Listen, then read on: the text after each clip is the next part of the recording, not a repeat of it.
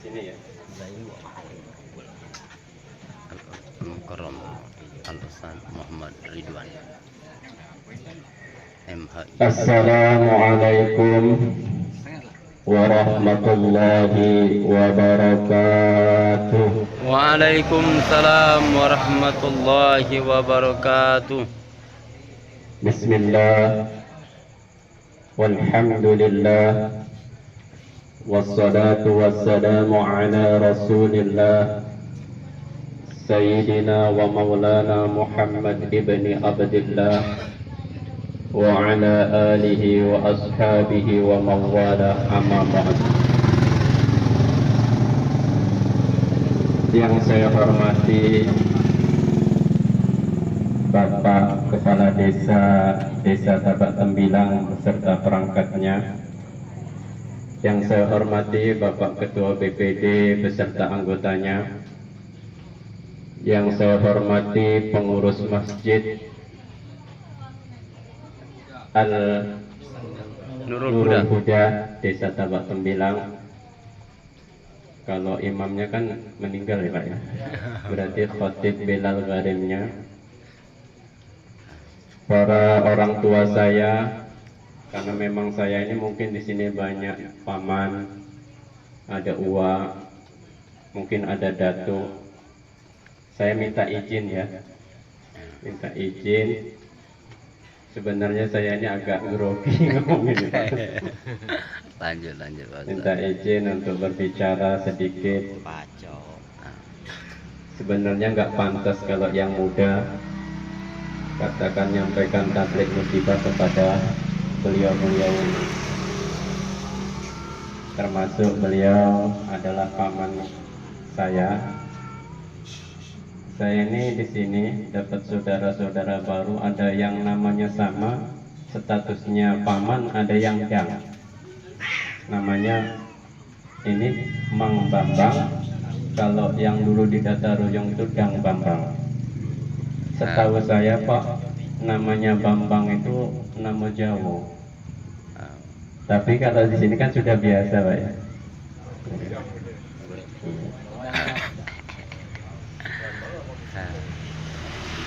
Pertama-tama marilah kita bersyukur kepada Allah Subhanahu wa taala atas seluruh nikmat yang telah Allah karuniakan kepada kita semua. Dengan sama-sama kita mengucapkan alhamdulillahirabbil alamin.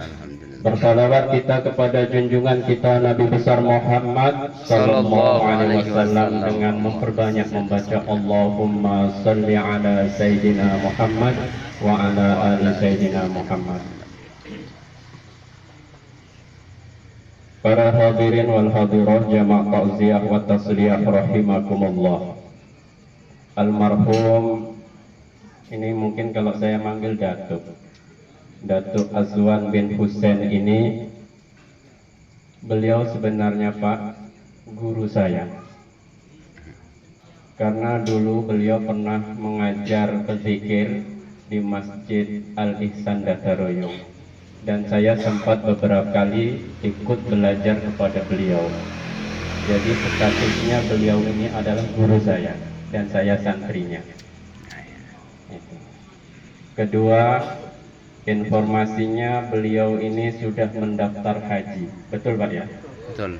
Insya Allah kurang lebih 2 tahun lagi beliau ini pergi haji. Tetapi inilah takdir Allah.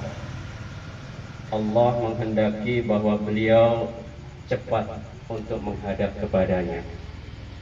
Tetapi nanti dari keluarganya kami mohon, beliau ini sebenarnya kalau tidak berdasarkan aturan yang ada di negara kita sudah berangkat. Tetapi karena jumlah orang yang mendaftar haji sama kuota yang disediakan oleh pemerintah Arab Saudi untuk negara kita, sehingga harus antri sampai kurang lebih kalau dulu 10 tahun, kalau sekarang sudah 20 tahun Pak. Iya, kurang lebih 20 tahun. Dan beliau sudah niat di hatinya ingin beribadah haji. maka niat beliau sudah dicatat oleh Allah Subhanahu wa taala, beliau sudah dipanggil oleh Allah. Insya Allah haji beliau diterima di sisi Allah. Amin. Amin ya rabbal alamin. Karena niatul mukminin khairum min a'malihim. Niatnya seorang mukmin itu lebih baik daripada pekerjaannya. Artinya seorang mukmin ketika berniat untuk melakukan kebajikan itu sudah dicatat oleh Allah Subhanahu wa taala. Belum melakukan perbuatannya sudah dicatat oleh Allah Subhanahu wa taala. Nanti untuk ahli warisnya, kalau bisa ini jangan dibatalkan, dilanjutkan. Jadi nanti ketika beliau sudah waktunya nanti, teruskanlah sama ahli warisnya untuk melanjutkan beliau. Niatkan bahwa kalau dia belum haji nggak boleh membadalkan. Tapi kalau sudah pernah melakukan haji sekali saja untuk dirinya sendiri, maka ketika dia pergi haji lagi boleh membadalkan orang tuanya, datuknya. Jadi niatnya haji itu membadalkan dari siapa yang diniati.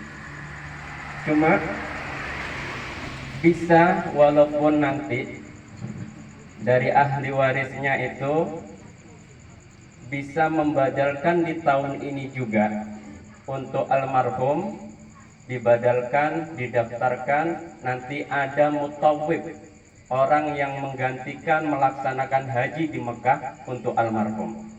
Tentunya berbayar. Kalau tahun kemarin waktu saya membadalkan almarhum mertua saya kurang lebih 10 juta. Nah, sekarang 9 juta. Beliau ini termasuk anggota apa ketua? Anggota wakil ketua KBI. Agak susah ngomongnya. KBHI. Beliau wakil ketuanya. Jadi nanti misalnya pengen membadalkan almarhum, hubungi beliau bisa.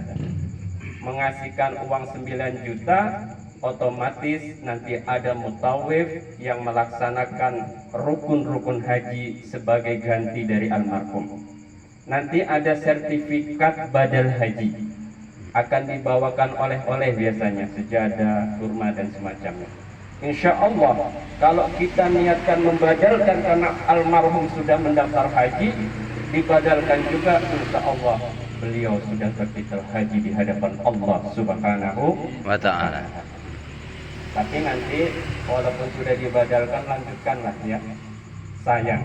Karena menunggu itu kurang lebih 20 tahun lagi baru kita bisa berangkat kalau mendaftar sekarang. Tetapi kalau kita lanjutkan dari almarhum 2 tahun lagi, maka anaknya yang ditunjuk dan dipercaya sama keluarga 2 tahun itu akan berangkat menggantikan almarhum. Itu mungkin aja sebelum kita membahas tentang tema takziah pada malam hari ini.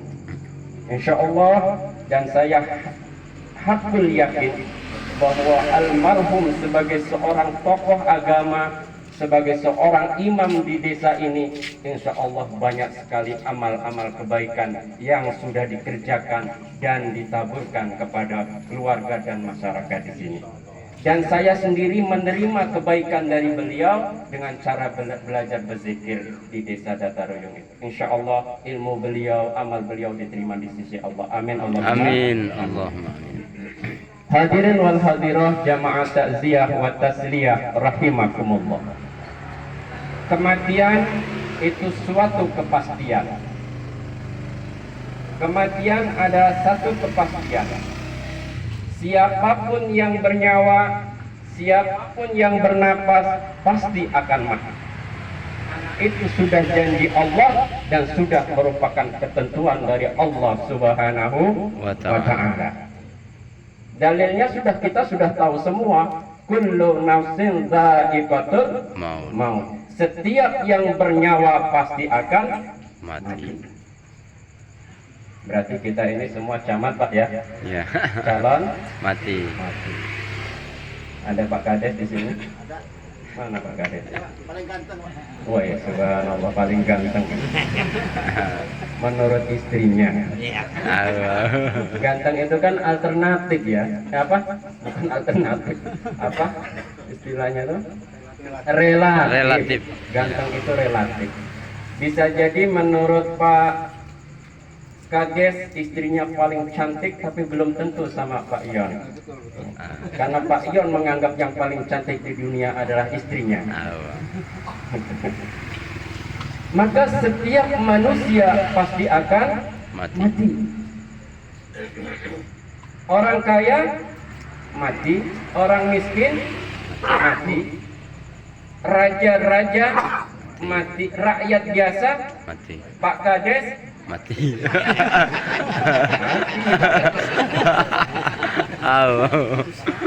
orang gendut mati, orang kurus apalah. Apalagi. Karena kata dokter Pak, kata dokter orang gendut itu kemungkinan matinya lebih tinggi. Kenapa bisa demikian? Mohon maaf yang gendutnya. Mohon maaf. Karena orang gendut, orang gemuk itu kalau lari napasnya pendek. Betul? Oh, kata orang kurus yes. Kata orang. Tapi kata dokter juga orang kurus itu rawan mati. Kenapa? Karena kekurangan gizi. Betul? Artinya begini Pak, kesimpulannya mau gendut, mau gemuk, mau kurus pasti Mati. Dan kematian itu tidak memandang bulu. Betul? Artinya siapa saja, mau dia raja, mau dia rakyat biasa, mau dia menjabat kades, mau dia imam, mau dia ustaz, kalau sudah waktunya pasti Mati. Kematian itu bukan hal yang harus ditakuti. Kematian itu bukan hal yang harus kita ngerikan. Karena kematian itu adalah pertemuan seorang hamba dengan Tuhan. Cuma Pak, yang kita takuti itu kan bukan kematiannya. Kita ini kan belum siap menghadap Allah, betul? Betul. Iya. Kalau kita kalkulasi Pak, dari pagi sampai malam ini, kebaikan kita sama maksiat kita banyak mana? Jujur Pak, kalau saya ngaku sendiri, Bu, kalau saya hitung kebaikan saya sama keburukan saya, kemaksiatan saya dari pagi sampai malam ini, kalau saya kalkulasi banyak maksiat. Kok bisa? Bisa.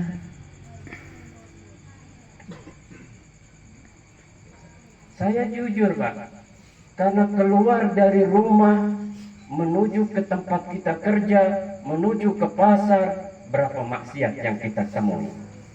Mohon maaf, kita nggak niat untuk bermaksiat, tapi di depan kita terpampang maksiat-maksiat yang banyak.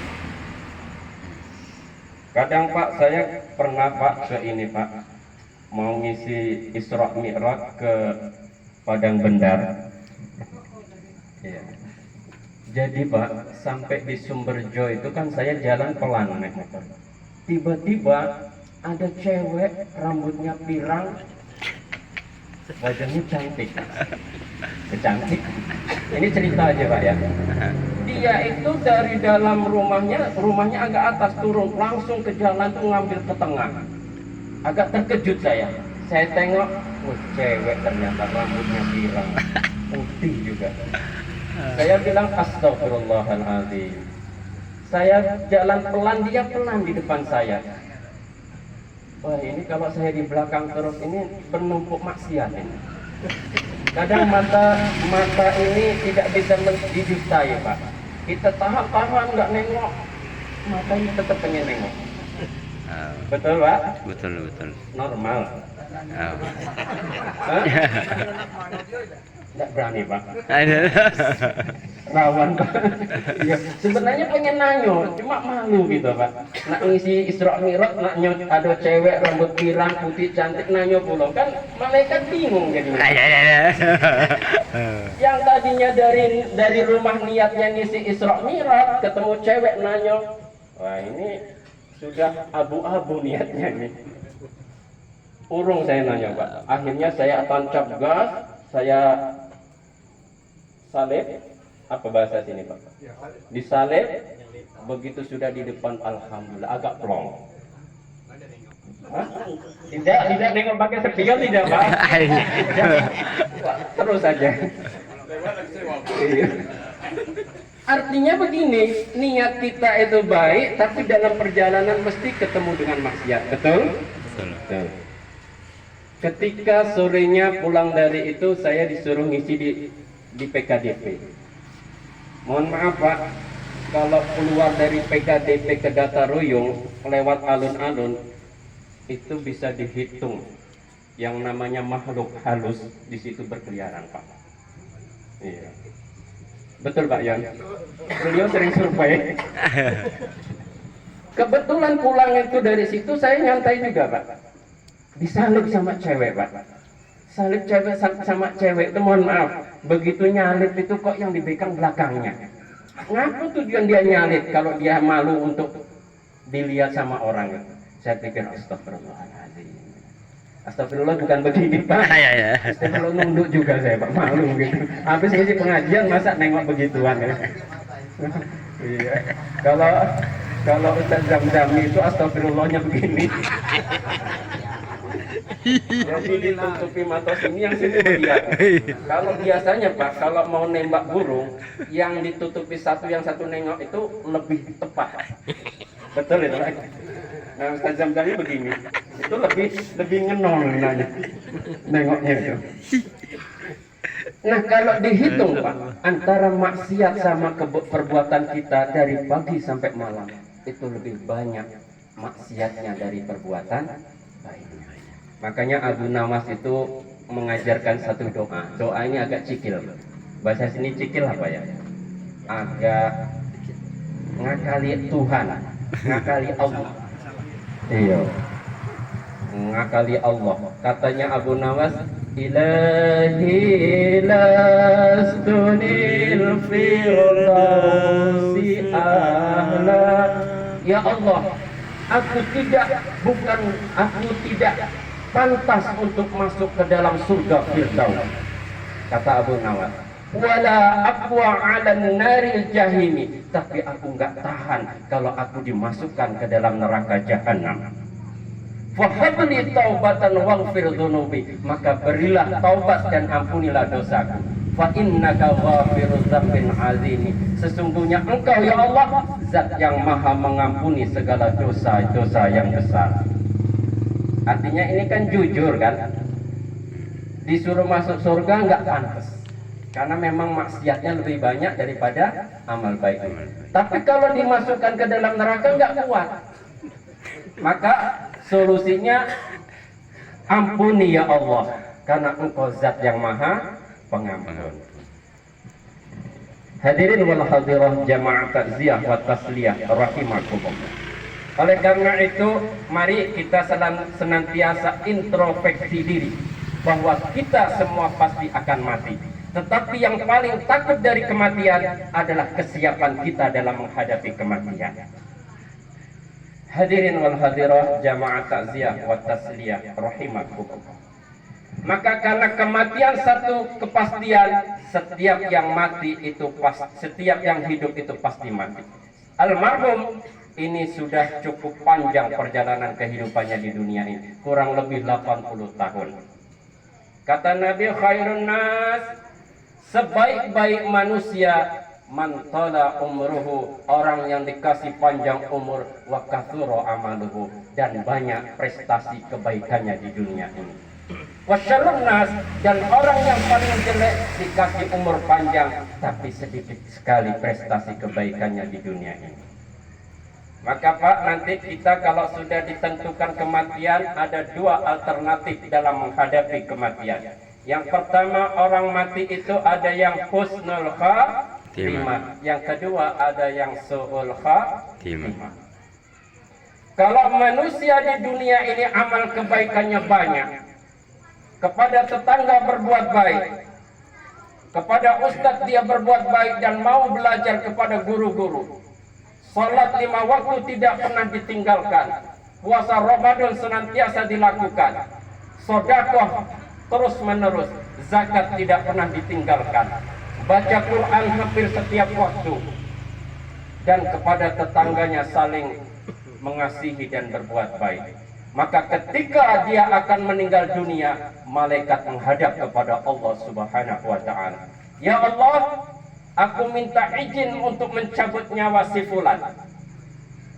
Katakanlah almarhum Bapak Azwan bin Husain. Ya Allah, saya izin kepadamu, saya ingin mencabut nyawa Bapak Azwan bin Husain. Izin dari mana saya mencabut nyawanya? Kata Allah, cabutlah dari mulutnya. Maka turun malaikat ke dunia ini mendatangi Bapak Azwan. Ketika ruh akan dicabut dari mulutnya Bapak Azwan, malaikat tidak sanggup. Kenapa? Ternyata ketika di dunia ini Bapak Azwan senantiasa membaca Al-Quran, senantiasa mengajarkan berzikir, kecintaan kepada Allah, kepada Rasulullah, membaca salawat Nabi. Maka ketika hendak dicabut nyawanya dari mulutnya, ternyata malaikat maut tidak sanggup mencabut nyawanya. Maka malaikat maut kembali lagi menghadap Allah Subhanahu wa ta'ala. Ya Allah, hambamu ini tidak bisa dicabut dari mulutnya. Kira-kira cabut dari mana ya Allah? Cabut dari arah tangannya. Maka malaikat maut datang lagi menemui Bapak Azwan untuk mencabut nyawanya dari arah tangannya. Begitu datang hendak dicabut, ternyata tangannya itu tidak bisa. Kenapa bisa jadi? Karena tangan dari Bapak Azwan ini senantiasa bersedekah, senantiasa ringan tangan menolong tetangga-tetangganya yang membutuhkan pertolongan, senantiasa mengajarkan kebaikan dengan tangan-tangannya, menunjukkan kepada jalan kebaikan. Maka malaikat mau tidak bisa mencabut nyawanya dari tangannya. Balik lagi kepada Allah. Izin lagi, ya Allah, nggak bisa lagi ini, merepotkan saya ini Bapak Azwan ini. Dicabut dari mulut nggak bisa, dari tangan nggak bisa. Akhirnya minta izin dicabut dari mana ya Allah? Dari kakinya. Maka malaikat maut turun lagi hendak mencabut nyawa Bapak Azwan dari kakinya. Ternyata kaki beliau ini senantiasa pergi ke masjid untuk berjamaah, pergi kepada pengajian-pengajian untuk mengajarkan berzikir, sehingga malaikat tidak bisa mencabut dari arah kakinya. Sudah malaikat itu sudah frustasi, nggak bisa, minta izin dari mana ya Allah, dari sini nggak bisa, dari sini nggak bisa.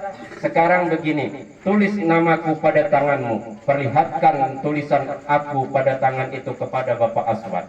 Maka ketika ditengokkan tulisan Allah yang ada di tangan itu, ruh Bapak Azwan keluar dengan tenang. Seperti firman Allah, ya ayyatuhan nafsul mutmainnah irji'i ila rabbiki radiyatan mardiyah fadkhuli fi ibadi wadkhuli jannati. Tetapi kalau orang itu di dunianya berbuat kebaikan minim, tapi perbuatan kejelekannya itu banyak, kepada tetangga tidak akur, tangga di depannya tidak akur, di samping tidak akur, samping kanan tidak akur, kepada sana saling bermusuhan, pekerjaannya tiap malam nyekek botol, membanting, apa Pak? 6 ya? Kepala 6. Pokoknya nggak ada kebaikannya. Maka ketika tiba ajalnya, malaikat maut datang kepada Allah minta izin, ya Allah, saya pada hari ini hendak mencabut nyawa si fulan. Cabut dari mana ya Allah? Nggak ada sedikit pun amal kebaikannya. Cabut dari semua arah. Dari mata ditarik, pokoknya ditarik. Malaikat ini kalau melihat orang itu perbuatannya jelek, itu nggak halus Pak, kasar nyabutnya. Sekali tarik Pak, sehingga ketika dicabut nyawanya, tangannya terlentang, matanya terbuka, mulutnya kebuka, kakinya terlentang. Rasanya sakit luar biasa. maka dia mati dalam keadaan su'ul Khotimah. khatimah. Maka ketika orang sudah mati, Pak, biasanya di sini yang memandikan siapa, Pak? Keluarganya, Pak, ya. Keluarganya. Jangan, Pak, ini pesannya, Pak, ya. Kalau ada orang meninggal, yang berhak memandikan itu adalah keluarga dekatnya, mahram. Dan jangan ditonton, Pak. Karena orang meninggal itu, Pak, mau hidup atau meninggal itu malu kalau dilihat auratnya. Kalau bisa anaknya, kalau bisa istrinya boleh istrinya. Kalau nggak ada yang laki-laki lain, karena beliau istri itu termasuk orang dekatnya.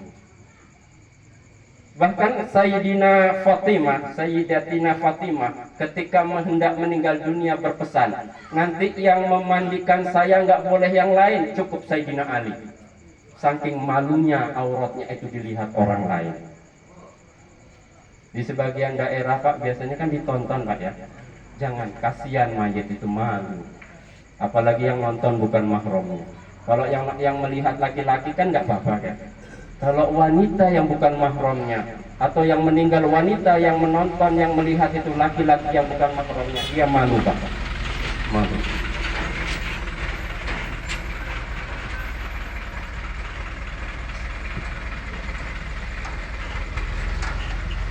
Hadirin wal hadirah jamaah takziah wa tasliyah rahimakumullah. Maka ketika seorang itu dimandikan, Pak, dikucurkan airnya dari kepala ke bawah, kemudian perutnya digosok-gosok agar kotoran yang ada di perutnya keluar. Ketika digosok-gosok itu terdengarlah suara dari atas langit. Ya ibn Adam, aina badanukal qawim?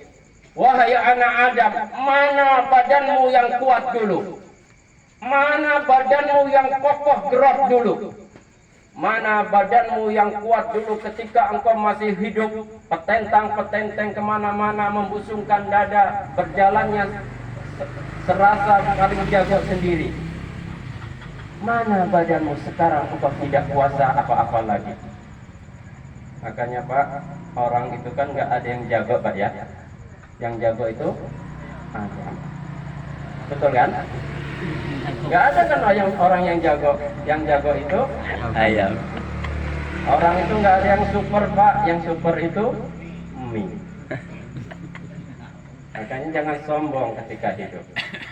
Maka ketika itu dibersihkan giginya, disiwaki pakai kain halus agar bersih gigi-giginya. Ketika disikat itu, Pak, terdengar lagi suara dari atas. Ya ibn Adam, aina lisanukal fasih? Wahai anak Adam, mana mulutmu yang fasih dulu? Yang tiap hari bergosip membicarakan saudaranya. Mana mulutmu yang fasih dulu? Sekarang tidak mampu berbicara lagi. Betul? Maka ketika sudah dibersihkan, dikafanilah dengan kain putih. Apakah boleh pakai kain hitam, Pak? Nggak boleh, Pak? Boleh. Boleh. Cuma yang paling sunnah kain Putih. Bahkan kata Rasulullah, kafanilah mayit-mayitmu dengan kain yang paling baik. Karena nanti di alam kubur mereka kalau dikafani dengan kain yang tidak layak, malu sama orang-orang yang lain di dalam kubur itu. Maka kafanilah dengan kain yang paling baik. Makanya kalau ada 3 lapis, 3 lapis. Kalau kain hitam nggak ada kain putih boleh, Pak. Boleh. Abu Nawas begitu, Pak. Abu Nawas. Jadi Abu Nawas itu seorang ulama cerdas, Pak, tapi pinter ngakali Allah. Pinter apa? Bahasa ngakali di sini apa, Pak, bahasanya? Calok, juara. Calok. Apa, Pak? Kalau bahasa saya itu bahasanya ngakali. Ngakali itu Calok, juara. jadi suatu saat Pak Abu Nawas itu ketika mau meninggal dunia berwasiat kepada keluarganya. Wahai keluargaku, nanti kalau aku sudah meninggal dunia, tolong jangan dikafani dengan kain putih. Kafanilah aku dengan kain yang warnanya hitam. Maka karena itu wasiat, diturutilah wasiat itu sama keluarganya. Ketika Abu Nawas meninggal dunia, dikafani dengan kain hitam. Maka ketika seluruh ahli keluarganya yang mengantar sampai ke kuburan pulang, datanglah malaikat Mungkar dan Nakir. Sampai di kuburan Abu Nawas itu malaikat bingung, Pak. Loh, katanya ini baru dikuburkan. Kenapa kok kainnya sudah hitam? Akhirnya malaikat tuh nggak jadi menanyakan man robuka karena kecile. Apa bahasanya? Karena kena kicu sama Abu Nawas. Seharusnya kan kain putih katanya. Kenapa sudah hitam? Berarti mayat lama ini. Akhirnya balik lagi. Ini cerita Abu Nawas, Pak. Dan jangan dipraktekkan nanti ya. Pak Kades meninggal dunia berwasiat sama istrinya. Kalau aku meninggal deh, tolong bungkus dengan daun pisang. Akhirnya bingung juga keluarganya karena wasiat Kades meninggal dibungkus pakai daun pisang.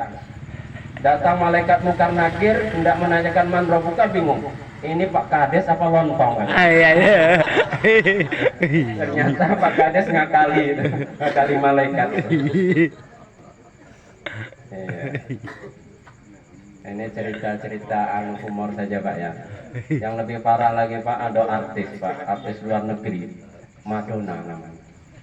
Madonna meninggal dunia itu minta dirias secantik mungkin. Pakai lipstik paling mahal, pakai bedak paling mahal, semua perhiasannya suruh dipakai. Pokoknya dirias secantik mungkin. Ketika Madonna meninggal dunia, dikuburkan, maka datanglah malaikat Mungkar Nakir hendak menanyakan man robuka. Begitu dibuka, ternyata cantiknya luar biasa. Malaikat Buye nanya man robuka. Iya. Seharusnya nanya man robuka, nggak jadi nambah nyanyi. Baru pertama aku melihat gadis secantik kamu. Malaikat nyanyi jadi. Enggak, ini cuma cerita, Pak. Kalau dipraktekkan sama Pak Kades, istrinya meninggal di rias secantik mungkin. Hadirin wal hadirat jamaah takziah wa tasliyah rahimakumullah. Maka ketika sudah dikafani, dibuat pocong-pocongan di ujungnya, di kakinya juga diikat buat pocong-pocongan, maka dimasukkan ke dalam kerendo. Di sini kerendo, Pak ya. Dimasukkan di dalam kerendo. Ya, kerenda. Kerendo ini, Pak, kendaraan istimewa. Penumpangnya satu, supirnya banyak. Betul? Betul. Dan siapa saja yang masuk ke dalam kerendo pasti mati. Iya kan? Belum ada ceritanya orang masuk kerendo itu masih hidup, pasti mati. Inilah kerendo, kendaraan istimewa yang akan mengantarkan kita semua ke peristirahatan terakhir. Mau Pak Kades masuk kerendo mesti mati. Kalau belum mati kan stres masuk kerendo. Kalau sudah mati masuk kerendo. Maka ketika sudah dimasukkan kerendo, sudah disolati, diantarkanlah ke peristirahatan terakhir, yaitu ke kuburan. Yang mengantarkan itu tiga, Pak. Ahluhu wa maluhu wa amaluhu. Keluarganya, hartanya, dan amalnya yang akan mengantarkan dia di peristirahatan terakhir, yaitu kuburan. Ketika sudah dikuburkan, yang dua pulang, yang satu tetap tinggal di situ. Siapa yang pulang? Ahluhu, keluarganya pulang. Maluhu, hartanya dibawa pulang. Mau dia istri tercinta kita, yang ketika dulu metian di bawah pohon sengon, berjanji akan sehidup semati, itu janji palsu. Betul? Janji di bawah sengon metian dulu, engkau adalah pujaan hatiku, akan sehidup semati. Begitu suaminya mati, ada ceritanya istri kita mau menemani di dalam kubur? Tidak ada. Apalagi laki-laki, Bu. Laki-laki itu, Bu, nggak ada ceritanya mau menemani ibu di dalam kubur. Laki-laki itu, Bu, saya kasih tahu, Bu, sedihnya paling polsek. Itu paling pol sedihnya. Sudah sebulan paling nyanyi. Nggak cukup lagi, Pak. Istrinya lagi sakit aja sudah nengak kiri kanan, malah jadi pelayan. Makanya Bu, kalau punya emas disimpan. Kelak emas yang ibu simpan itu Bu, kalau ibu meninggal dunia dikasih kepada orang lain. Betul itu Bu, nggak lucu. Ada cerita Bu, ini saya kasih tahu bocoran seorang laki-laki Bu ya. Ada cerita itu istrinya Fulan itu sakit keras sehingga dia sudah berpunya firasat bahwa dia akan meninggal dunia dalam waktu dekat. Akhirnya sang istri itu suaminya itu kok sudah gelisah, tengok sana tengok sini, lirat sana lirat sini. Akhirnya istrinya itu ngerti, paham kehendak suaminya. Akhirnya berkata, di sini dang ya, Bang. Oh ya, Bang, kalau adik meninggal, adik rela abang menikah lagi. Oh jangan ngomong gitu deh, itu ngicu ngomong gitu. Bibirnya baik ngomong, jangan ngomong begitu, hatinya yes. Betul maka dari hatinya yes. Tidak ikhlas sekali kalau abang nikah lagi. Cuma adik minta satu syarat. Apa itu dek? Abang nikah ketika kuburan adik sudah kering. Akhirnya takdir Allah istrinya meninggal dunia Bu. Ketika meninggal dunia dikubur, dirawat, dikubur. Setelah 1 minggu suami itu pura-pura ziarah ke kuburan istrinya. Pura-pura. Sebenarnya ada misi tersembunyi Bu. Pengen nengok sudah kering atau belum. Makanya itu rahasia laki-laki. Saya kasih tahu. Begitu ditengok tanahnya masih basah. Bu ini. Saya ini bahasa, mohon maaf ya, sudah lama tinggal di sini belum lancar bahasa Rejang. Oh, iya. Padahal tempuhnya makan Pak. Tapi nggak tahu lidah Jawanya masih melekat. Akhirnya 2 minggu datang lagi niat pura-pura berziarah lagi. Begitu sampai situ, ya masih basah lagi. Gitu. Kok nggak kering-kering? Di hari ke-40 ditengok lagi, badan panas, kemarau. Kok basah lagi? Di hari 100-nya ditengok lagi, basah lagi. Akhirnya curiga. Akhirnya besoknya Nyo sembunyi di pohon besar di kuburan. Begitu sembunyi, ternyata adik iparnya datang bawa air. Siram kuburan ayubnya itu. Akhirnya dia muncul, Dek lagi ngapo? Oh ini lagi nyiram kuburan Ayub. Lo ngapa disiram? Iko wasiat Ayub dang. Kece Ayub Bang. Kalau nanti Ayub meninggal Dek, tolong jangan sampai kering kuburan Ayub. Jadi ternyata ikhlasnya seorang wanita itu tidak 100%.